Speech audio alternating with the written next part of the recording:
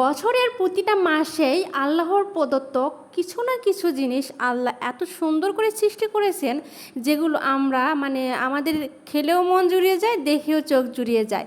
তো এই যে বছরের প্রথম তাল, তো আমার নানি শাশুড়িকে বলা হয়েছিল যে তালের পিঠা খাবো, এবছরের প্রথম তাল। তো নানা শ্বশুর নিয়ে এসেছিল, নিয়ে আসার পর আমি এই যে তালগুলোকে ভালোভাবে ছুলে নিচ্ছিলাম। আর আমার ছেলে তো দেখে তাল নিয়ে খেলা শুরু করেছে, সে কাটবে, চাকু নিয়ে এসেছে। তো আমি আবার এই যে তালগুলোকে ভালো করে ছুলে নিচ্ছিলাম। ছোটোবেলায় কিন্তু আমি অনেক তাল খেয়েছি, কাঁচা তালই। তো আমাদের ওখানে, আমাদের বাবার বাসার ওখানে কিন্তু অনেক গাছ ছিল, সেই গাছগুলো থেকে তখন তাল পড়তো। আমরা দৌড় দিয়ে, বন্ধু বান্ধব মিলে আমরা খেলা করতাম, দৌড় দিয়ে যেতাম, যে আগে পাইতো সে নিত। আমার একবার মনে আছে, একটা হিন্দুদের বাসা ছিল, তাদের একটা বড় তাল গাছ ছিল। সেই তাল গাছের নিচে আমরা কি জানি খেলা করছিলাম, যাই হোক অনেক জোরে একটা শব্দ হলো, ভাগ্যিস আমার মাথার উপর পড়েনি, অনেক বড় তাল। তো আমি দৌড় দিয়ে গিয়েছি, অনেকেই ছিল আমার সাথে, আমার খেলার সাথীরা ছিল। তো আমি কিন্তু তালটা পেয়েছি, তালটা যেই না পেয়েছি বাসায় দৌড়ে চলে এসেছি। তো আসলে সেই জিনিসগুলো এখনও মনে পড়ে। তো তাল আমাদের কিন্তু কম বেশি সবারই খুবই পছন্দের। তালের রুটি খাওয়া যায়, পিঠে খাওয়া যায়।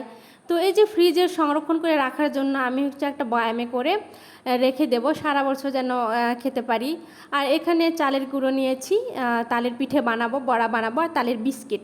তো আসলে তালের রেসিপিগুলো বেশি সবাই পারে, আসলে সহজ পদ্ধতিতে তালের বড়া বানানো যায়। তো চিনি, পানি ছাড়াই শুধু তালের রস দিলেই হয়। তো আমি যে পরিমাণ মতন চিনি দিয়ে নিচ্ছিলাম, চিনি দিয়ে ভালোভাবে তালটাকে আমি সামান্য একটু লবণ দিয়ে পিঠে বানাবো। তো কিছুটা সংরক্ষণ করে ফ্রিজে রাখছিলাম, যে আমার হাজব্যান্ড আসলে বানিয়ে দেব, আমার বাবার বাসা থেকে যদি কেউ আসে তাদেরকে বানিয়ে খাওয়াবো, আমার দেবরও চাকরির সূত্রে বাইরে থাকে, সে যখন বাসায় আসবে তাকে বানিয়ে দেব। এজন্য ফ্রিজে কিছুটা সংরক্ষণ করে রাখলাম। তো আর কিছুটা দিয়ে আমরা বড়া বানিয়ে খাবো। তো আমি দেখছিলাম যে আমার বেটারটা পারফেক্ট হয়েছে নাকি। তো এই যে দেওয়ার সঙ্গে সঙ্গে কিন্তু মিলিয়ে যাচ্ছে না, খুব পাতলাও না, আবার বেশি ঘনও না। তো এটাই মোটামুটি পারফেক্ট একটা বেটার। এটা দিয়ে আপনি যেভাবে ইচ্ছে করতে পারেন। তো সামান্য একটু লবণ দিলাম স্বাদের জন্য। দেওয়ার পর আমি কড়াইয়ে যে তেল দিয়ে তালের বড়া ভেজে নেব। বড়া ভেজে নেওয়ার পর আমি ফ্রাই প্যানে তালের বিস্কিট বানাবো।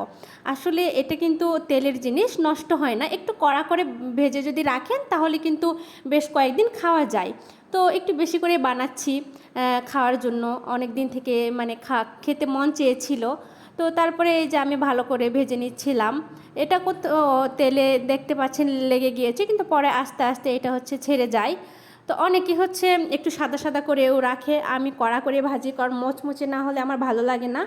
তাল দিয়ে কিন্তু কেকও বানানো যায়, তো অনেকেই দেখি কেক বানিয়ে খায়। তো নেক্সট টাইম ইনশাল্লাহ ট্রাই করব কেক বানানোর। তো এবছর আপনারা কে তালের বড়া খেয়েছেন অবশ্যই কমেন্টে জানাবেন। আর আমার এই যে তালের বড়া ভাজা রেডি।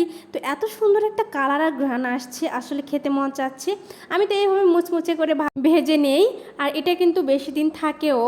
তো আপনারা এবছর কে তালের বড়া খেয়েছেন অবশ্যই কমেন্টে জানাবেন, আর আমার তালের বড়া কেমন হয়েছে।